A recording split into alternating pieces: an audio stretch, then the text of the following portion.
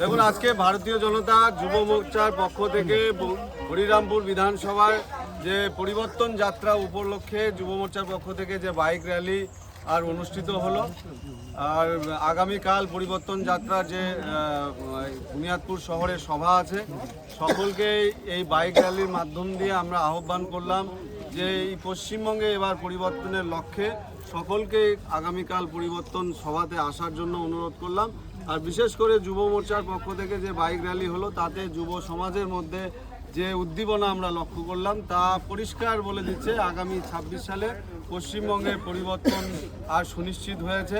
কেননা বেকাররা যেভাবে বঞ্চিত, তাদের কর্মসংস্থানের জায়গা, বেকাররা কর্মসংস্থান হচ্ছে না, তারা কাজের সন্ধানে বাইরের রাজ্যে ছুটে যাচ্ছে। এই রাজ্য শুধু ভাতাশ্রী প্রকল্প চালু করে পশ্চিমবঙ্গে আগামী প্রজন্মকে পঙ্গু করে দিতে চাইছে। সেই কারণে আজকে যে বাইক র্যালিতে আমরা উদ্দীপনা দেখলাম যে এলাকা থেকে প্রচুর বাইক এই র্যালিতে অংশগ্রহণ করলো। সকলকেই আমার পক্ষ থেকে, ভারতীয় জনতা পার্টির জেলা পক্ষ থেকে অনেক অনেক ধন্যবাদ এবং শুভেচ্ছা। জয় ভারত।